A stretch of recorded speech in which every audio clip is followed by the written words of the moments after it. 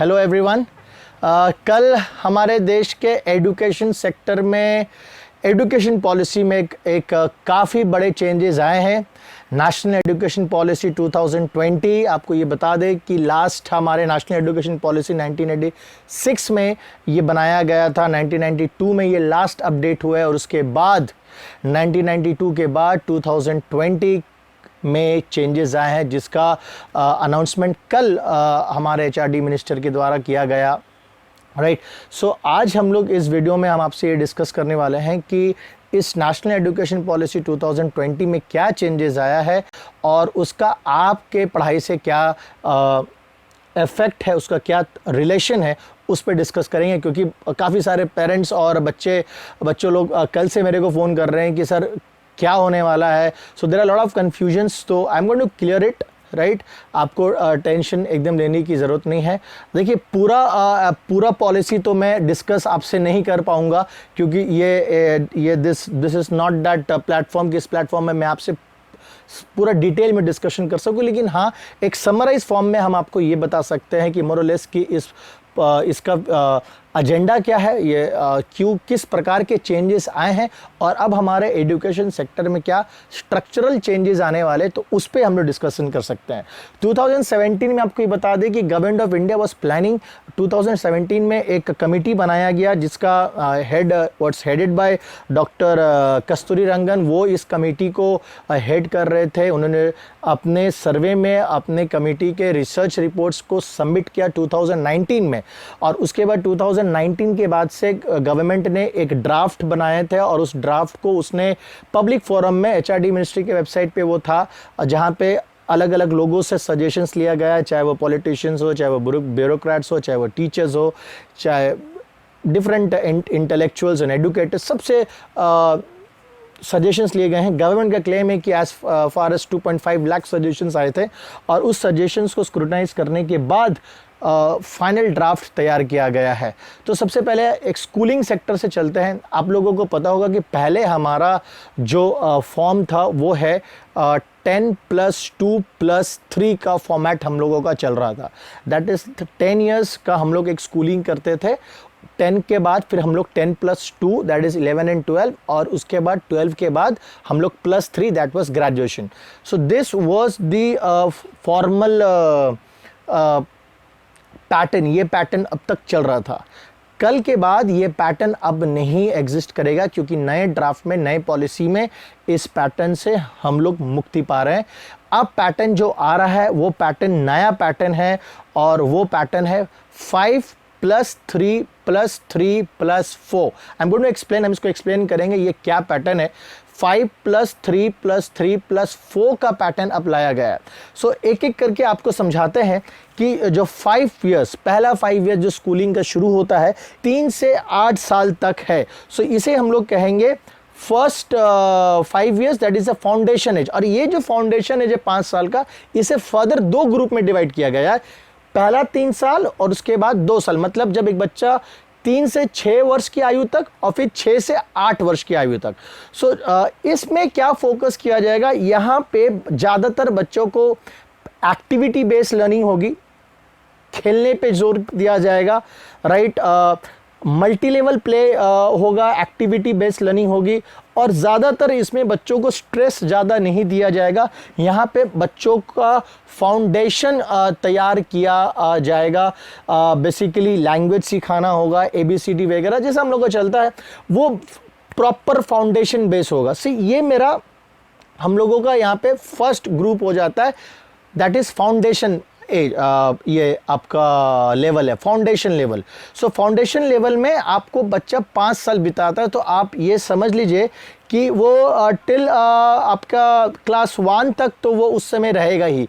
वो उस 5 to 2 तक, 3 से 8 वर्ष की जब उसकी आयु रहती है, सो आप ले सकते हैं कि क्लास 1-2 तक ये पीरियड चलेगा, और इसमें ज़्यादा स्ट्रेस नहीं है।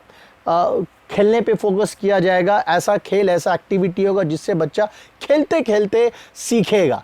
सो ये हो गया पहला स्टेज, फर्स्ट 5 ईयर्स।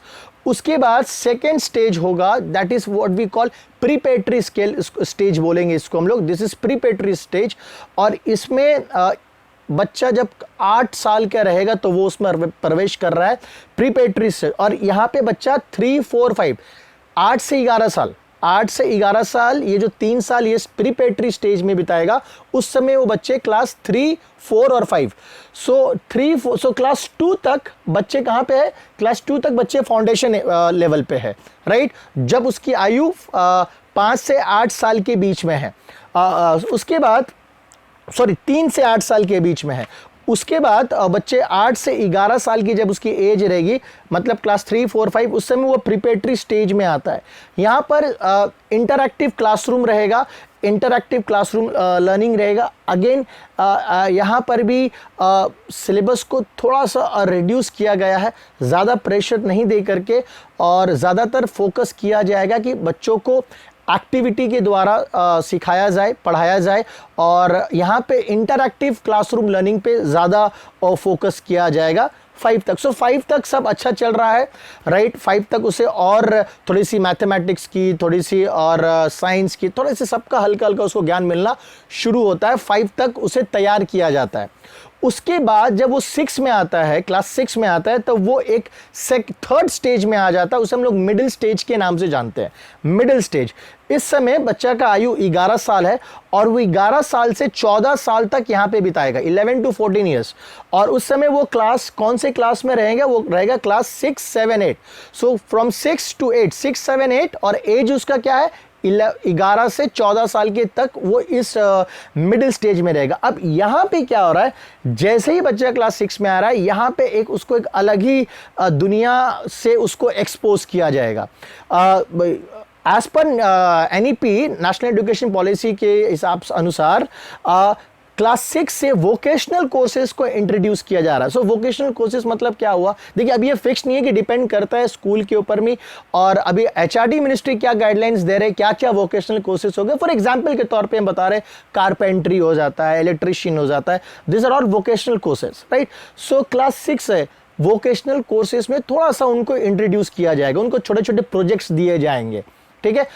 6 से कोडिंग आ रहा है, राइट, जो हम लोगों का जो कोडिंग होता है कंप्यूटर्स में, जो हम लोग जो सॉफ्टवेयर प्रोग्राम जो कोडिंग किया जाता है, उसे इंट्रोड्यूस किया जा रहा है क्लास 6 से।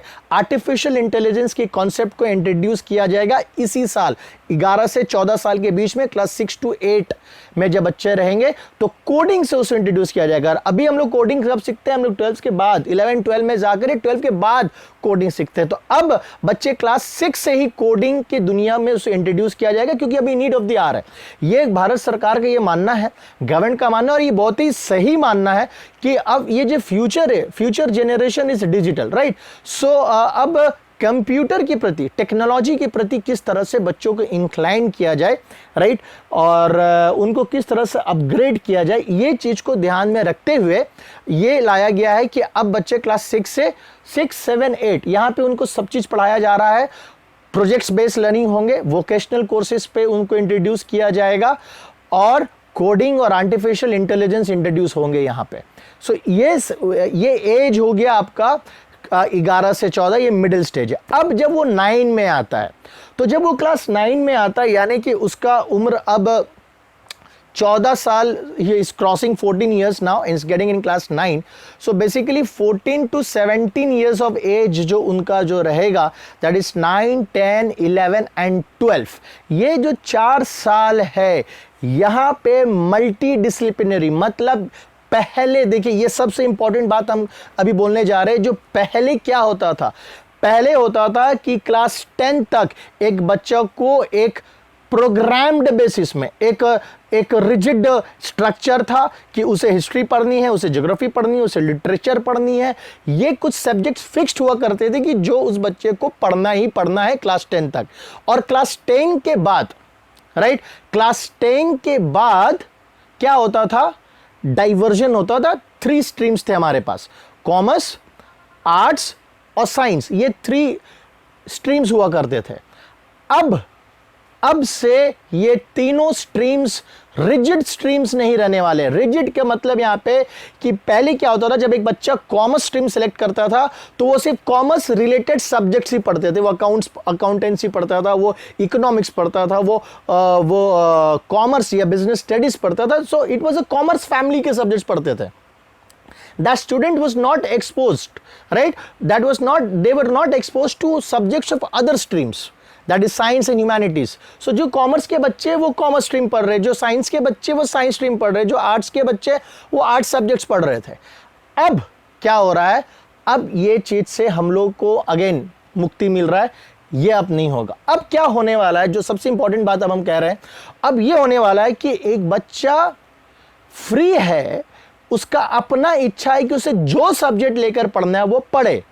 इसलिए 9 से 12 तक यहां पे मल्टी डिसिप्लिनरी लर्निंग होगा, science, maths and social sciences, humanities में। मतलब एक बच्चा अगर अकाउंटेंसी पढ़ना चाहे, अकाउंट्स के साथ वो बायोलॉजी पढ़ना चाहता है, एक साइंस स्टूडेंट बायोलॉजी लिया हुआ है और बायोलॉजी के साथ वो पॉलिटिकल साइंस पढ़ना चाहता है, तो वो पढ़ सकता है।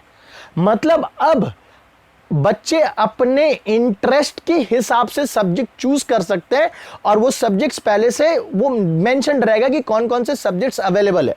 सो पहले जो एक रिस्ट्रिक्शन था कि जहां एक बच्चा सिर्फ एक अगर स्ट्रीम में चले जा रहा है तो फिर उसकी लाइफ उसी स्ट्रीम में वो आगे बढ़ रहा है, अब ये चीज नहीं होने वाला है।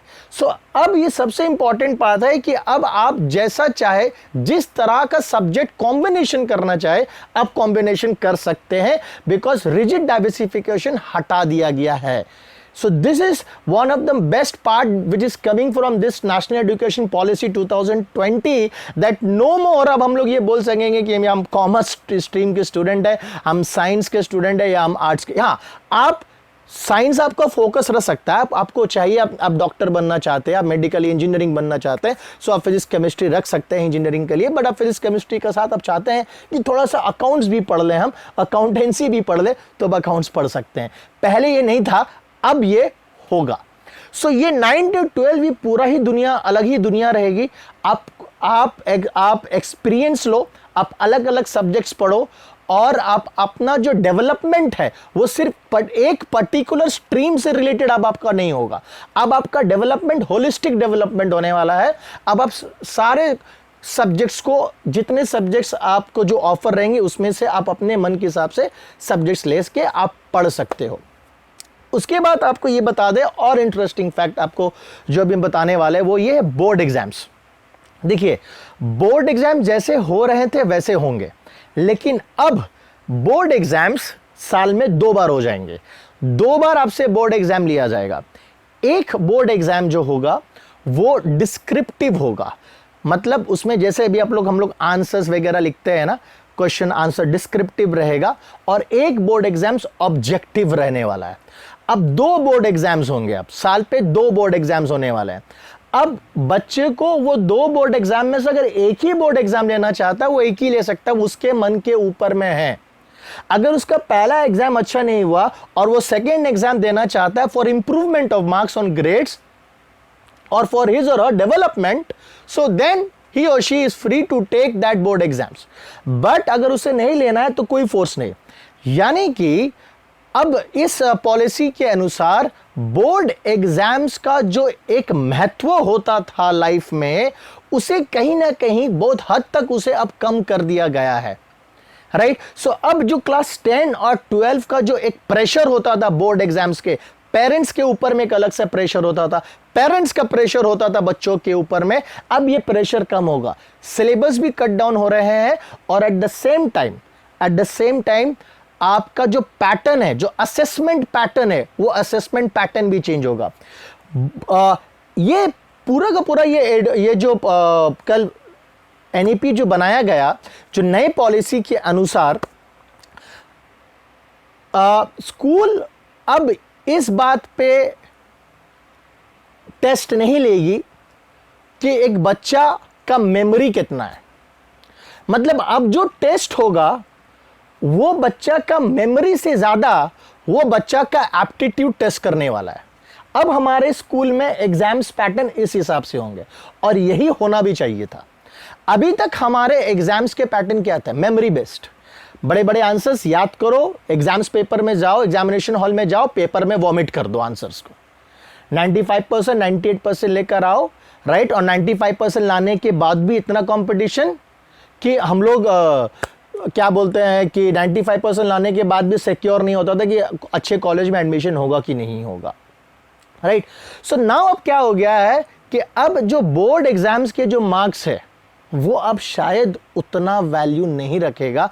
क्यों नहीं रखेगा, हम इसको आपको बताने वाले हैं कि एक तो जो आपका रिपोर्ट कार्ड्स होगा, रिपोर्ट कार्ड्स में अब सिर्फ आपके सब्जेक्ट्स के मार्क्स नहीं रहने वाले हैं, सब्जेक्ट के अलावा राइट आपके अदर पैरामीटर्स जो है जिसके ऊपर में आपकी परफॉर्मेंस मेजर की जा रही है, चाहे आपकी स्किल्स है, आपके एप्टीट्यूड्स है, उसका भी मार्क्स होगा, राइट। और जैसे मैंने कहा एग्जाम्स दो तरह के होंगे ऑब्जेक्टिव्स, एक होगा जो क्रिटिकल रीजनिंग के ऊपर में होगा, लॉजिकल रीजनिंग के ऊपर में होगा कि आपके पास नॉलेज है, आप अपना नॉलेज पेपर में उतार रहे हो कि right this is what I know, ये मैंने 10 क्वेश्चंस को रटी हुई है, ये उसका आंसर सही, वो आपका नॉलेज है।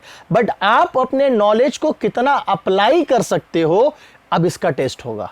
सो अब जो टेस्ट पैटर्न जो डेवलप होंगे वो बेसिकली आपका नॉलेज के साथ साथ आप अपने नॉलेज को कितना अप्लाई कर सकते हो, एप्लीकेबिलिटी ऑफ नॉलेज, उस पे भी अब टेस्ट होने वाला है। सो देयरफॉर ये जो डिफरेंस हुआ करता था ना, मैं 95% स्टूडेंट, मैं 80% स्टूडेंट, मैं 90% स्टूडेंट, अब ये सब डिफरेंस खत्म, अब सब एक लेवल में होगा क्योंकि सबका टेस्टिंग एक पैरामीटर में किया जाएगा, एक स्टैंडर्ड कोड ऑफ कंडक्ट, एक कोड में किया जाएगा, और वो होगा आपका एप्टीट्यूड। सो हो सकता है एक बच्चा 70% लाने वाला स्टूडेंट जिसकी शायद वो उतना रटना नहीं जानता है, वो रट नहीं सकता है, लर्न नहीं कर सकता है, बट उसकी एप्टीट्यूड है, वो स्मार्ट है, वो इंटेलिजेंट है, उसे पता है कि वो क्या पढ़ रहा है। कितने सारे बच्चे होते हैं जो बिना पढ़े ही, बिना समझे ही याद कर लेते हैं क्योंकि उसे सिर्फ मार्क्स स्कोर करना होता है। सो अब जो हमारा एजुकेशन सिस्टम जो हमें लेकर जा रहा है वो मेमोरी बस एजुकेशन सिस्टम नहीं होगा, वो एप्टीट्यूड बेस्ड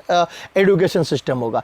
ये अब हमारे एग्जामिनेशंस, हमारे मेमोरी टेस्ट नहीं करेंगे, बल्कि ये देखेंगे कि हमारा कॉन्सेप्ट कितना है, क्योंकि क्वेश्चंस अब कॉन्सेप्चुअल आने वाले हैं। तो जितने भी स्टूडेंट ना रटने जानते थे, जो रटकर एग्जाम्स में लिख देते थे ना, अब वो लोग फंसेंगे, क्योंकि अब आपको हर चीज समझना है, क्योंकि अब आपका क्वेश्चंस का डिजाइनिंग ही ऐसा होगा कि आपका पूरा कॉन्सेप्ट को देखा जाएगा, राइट। सो ये हो जाता है 10 और 12 तक। बोर्ड एग्जाम जैसे हो रहे थे वैसे ही होंगे।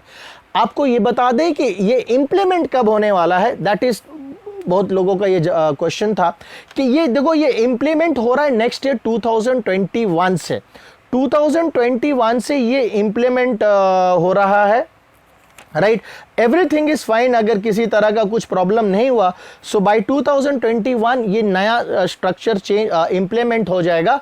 और जो बच्चे 2022 में बोर्ड एग्जाम दे रहे हैं, राइट, उनके लिए 2021 मतलब 2023 में जो बोर्ड एग्जाम्स देंगे उनके लिए ये काम आने वाला है। और आपको ये भी एक बता देते हैं कि 12 तक तो ये पैटर्न हो गया, 5 + 3 + 3 + 4 में हमारा स्ट्रक्चर हो जाता है। अब आता है 12 के बाद। अब देखिए 12 के बाद जब हम लोग कॉलेज में जाते थे तो हमारा कॉलेज कितने सालों का होता था, 3 साल का होता था डिग्री। अब क्या हो गया ना कि 4 साल के कॉलेज होंगे। और सबसे अच्छी बात यहां पे ये है कि एग्जिट और एंट्री इसमें रिस्ट्रिक्शन नहीं है। अब ये एग्जिट और एंट्री का रिस्ट्रिक्शन नहीं होने का मतलब क्या, हम आपको बताते हैं। मान लीजिए पहले क्या होता था, जब एक बच्चा कॉलेज में जाता था और किसी कारणवश वो कॉलेज में ड्रॉप आउट हो जाता था, राइट, फाइनेंशियल प्रॉब्लम हुआ, किसी भी कारणवश, तो 1 साल पढ़ा चला गया ड्रॉप आउट, 2 साल पढ़ा ड्रॉप आउट हो गया, तो उसका वो जिंदगी का 1 या 2 साल वेस्ट। क्योंकि जब तक वो 3 साल कंप्लीट नहीं करेगा उसको सर्टिफिकेट नहीं मिलता, उसको डिग्री की सर्टिफिकेट नहीं मिलेगी। अब क्या होगा, अब ये होगा कि अगर एक बच्चा 1 साल भी कॉलेज में पढ़ता है और वो 1 साल पढ़ के छोड़ देता है तो उसको एक बेसिक का सर्टिफिकेट मिलेगा, बेसिक लेवल का सर्टिफिकेट मिलेगा। अगर वो 2 साल पढ़ के छोड़ देता है तो उसे डिप्लोमा की सर्टिफिकेट मिलेगी। 3 साल पढ़कर छोड़ देता है तो 3 साल कंप्लीट करके छोड़ता है तो उसको डिग्री का सर्टिफिकेट मिलेगा। और चौथा साल है रिसर्च बेसिस के ऊपर, जो सब्जेक्ट्स पे आप रिसर्च करना चाहते हैं। सो अगर आप 4 साल कंप्लीट करते हैं तो आपको 4 ईयर डिग्री का रिसर्च के साथ आपको एक सर्टिफिकेट आपको मिलेगा। सो यानी कि अब आप मल्टी लेवल एंट्री है, आप किसी भी लेवल में एंट्री में, तो अगर ऐसा भी हो सकता है ना कि आप मान लीजिए फर्स्ट ईयर आपने ग्रेजुएशन को आपने ड्रॉप कर दिया, बेसिक सर्टिफिकेट लिया और आप चले गए। 2 साल बाद आपको फिर मन करता है कि मैं अपने ग्रेजुएशन को पूरा कर लूं, तो आप वापस आकर के अपना ग्रेजुएशन को पूरा कर सकते हैं। लेकिन वो टाइम फ्रेम अभी तक क्लैरिटी नहीं आई है, वो पूरा ड्राफ्ट पढ़ने के बाद समझ में आएगा कि वो टाइम लिमिट है कि कितने साल के अंदर आपको वापस आकर के अपनी पढ़ाई कंप्लीट करनी है। बट अब ये भी सुविधा आ गया है, राइट। सो देयरफॉर ये अब आपको समझना है कि हमारा बेसिक स्ट्रक्चर में चेंज आया। नेक्स्ट इंपॉर्टेंट चीज आपको ये बता रहे हैं कि 12 के बाद अब national test agency NTA, so national test agency अब क्या है कि ये लोगों को अब नेशनल टेस्ट एजेंसी को ये जिम्मेदारी दी गई है कि हमारे इंडिया में जितने भी यूनिवर्सिटीज है, 12 के बाद जब हम लोग कॉलेजेस अपनी यूनिवर्सिटीज में एडमिशन लेने जाते हैं, तो अब वो यूनिवर्सिटीज एंट्रेंस एग्जाम्स कंडक्ट करेंगे, एडमिशंस एंट्रेंस एग्जाम्स कंडक्ट करेंगे। That's why I was telling you कि शायद जहां तक हमको लग रहा है कि अब 12 के मार्क्स पे जितना फोकस दिया जाता था, जो एक कंपटीशन था, जो एक रश होता था, एक 1% 2% के चलते जो मारामारी होता था, अब वो कहीं ना कहीं अब वो कट डाउन होगा, वो प्रेशर अब कम होगा, क्योंकि अब एंट्रेंस टेस्ट आ रहे हैं। हालांकि ये ऑप्शनल है, बट स्टिल जहां तक हमको लग रहा है most of the universities are going to opt for it, because यही एक माध्यम रहेगा जिससे एक स्टूडेंट का कैपेबिलिटी, स्टूडेंट की एप्टीट्यूड, स्टूडेंट की इंटेलिजेंस को हम लोग यूनिवर्सिटीज कैच कर पाएंगे, उसे पकड़ पाएंगे, राइट। सो देयरफॉर अब NTA नेशनल टेस्ट एजेंसी ये 12 के बाद टेस्ट कंडक्ट करने वाले हैं। सो जो बच्चे 2022 में बोर्ड एग्जाम्स कंप्लीट कर रहे हैं, इसका मतलब जो अभी क्लास 11 में है और जिनका बोर्ड एग्जाम्स 2022 में होगा, you'll have to sit for that admission test. if अगर जिस यूनिवर्सिटी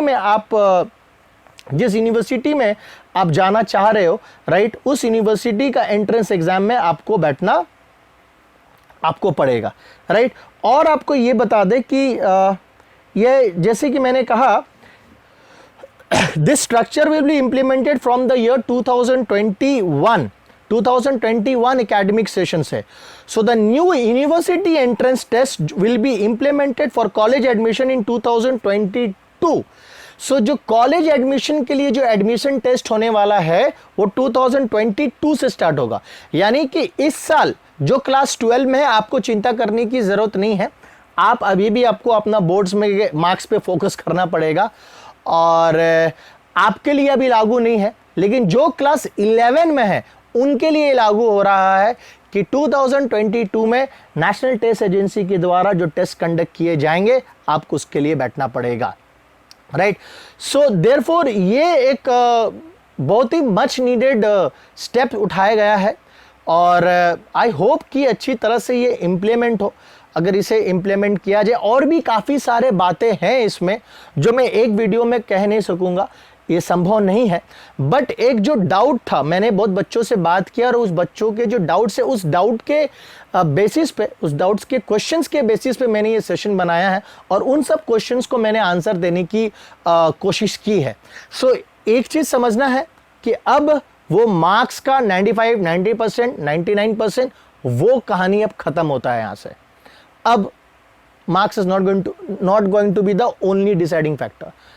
एक 10+2 सिस्टम से हम लोग हट चुके हैं, अब हम लोग 5+3+3+4 सिस्टम पे आ गए हैं, राइट।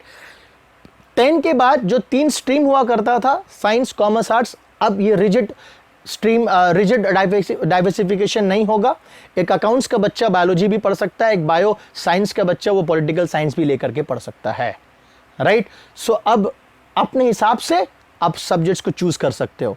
10 और 12 में 2 एग्जाम्स होने वाले, बोर्ड एग्जाम्स, अब 2 बोर्ड एग्जाम्स कंडक्ट होंगे, साल में 2 बार होगी। एक बेसिकली डिस्क्रिप्टिव होगा और एक होगा ऑब्जेक्टिव। ज़्यादातर बोर्ड एग्जाम्स का जो मोटिव रहेगा वो आपका एप्टीट्यूड बेस्ड टेस्ट होंगे, कंसेप्चुअल क्वेश्चंस पूछे जाएंगे, राइट। नेक्स्ट मैंने जो आपको बताया कि 12 के बाद अब यूनिवर्सिटीज़ में जाने के लिए नेशनल टेस्ट एजेंसी के द्वारा टेस्ट्स लिए जाएंगे और वो लोग कंडक्ट करेंगे टेस्ट, और उस टेस्ट को क्लियर करने के बाद ही आपके कॉलेज एडमिशन डिसाइड किया जाएगा। ग्रेजुएशन जो पहले अब 3 साल का था, 12+3 सिस्टम में थे हम लोग, अब हम लोग वो 3 इयर्स वाले सिस्टम से हट चुके हैं, अब 4 साल का ग्रेजुएशन होने वाला है। किसी भी साल आप अगर ड्रॉप करते हो तो वो साल वेस्ट नहीं जाएगा। 1 साल पढ़ के ड्रॉप करो तो बेसिक सर्टिफिकेट, 2 साल में डिप्लोमा, 3 साल में ग्रेजुएशन, 4 साल में 4 ईयर डिग्री हुई तो 1 ईयर का रिसर्च का आपको सर्टिफिकेट मिल जाएगा। जो अभी क्लास 11 में है, आप लोग को ये सोचना है कि 2022 में नेशनल टेस्ट एजेंसीज के द्वारा एडमिशन टेस्ट लेने के लिए तैयार रहे, राइट। सिलेबस पे क्या चेंजेस होगा, क्योंकि अभी तक जहां पता चला है हम लोगों को कि कंटेंट पे ज़्यादा काम नहीं किया गया है, कंटेंट पे उतना रिस्ट्रक्चरिंग नहीं है जितना चेंज किया गया फॉर्मेट पे। The structure of Indian education system को चेंज करने की कोशिश की गई है, उसमें बदलाव लाया गया है। हम क्या पढ़ते हैं, राइट, अभी तक हम लोग जो कंटेंट पढ़ रहे थे उस पर उतना बदलाव नहीं लाया गया है अभी फिलहाल के लिए। आगे क्या होगा ये हम लोगों को नहीं पता है। सो अब से याद रखना हमेशा, जैसे मैंने हमेशा कहा है कि आप सब्जेक्ट पढ़ते हो मार्क्स लाने के लिए, अब ये थॉट हटा दो। अब आप सब्जेक्ट पढ़ो नॉलेज के लिए, ज्ञान हासिल करने के लिए। हमेशा से मैंने कहा ये तो आज आया है, लेकिन अगर आप जो मेरे पास पढ़े हैं, हमने हमेशा उनको कहा है कि unless and until you do not understand the concept, आप क्या पढ़ रहे हो, अगर आपको ये नहीं पता आप क्या पढ़ रहे हो, आपको पढ़ना नहीं चाहिए। और आज यही नेशनल एजुकेशन पॉलिसी बोल रहा है कि आप जो पढ़ते हो मेक श्योर आपको पता होना चाहिए कि आप क्या पढ़ रहे हो, क्योंकि अब क्वेश्चंस उसके आधार पे होगा, ना कि आप कितना याद रख सकते हो उसके आधार पे होगा। सो आज हम लोग यहाँ पे हमारा डिस्कशन करते हैं। आई होप कि ये थोड़ा सा क्लैरिटी आपको मिला है, और अगर कुछ भी क्वेश्चन से डाउट्स है आप हमें बोल सकते हैं। हम लोग और इस ड्राफ्ट को अभी हमारे टीम और हम लोग खुद पढ़ रहे हैं, और जितनी जानकारी जितना इंफॉर्मेशन हम लोगों को मिलेगा हम आप लोगों के साथ समय टाइम टू टाइम शेयर करेंगे। So till then take care, bye bye and stay safe.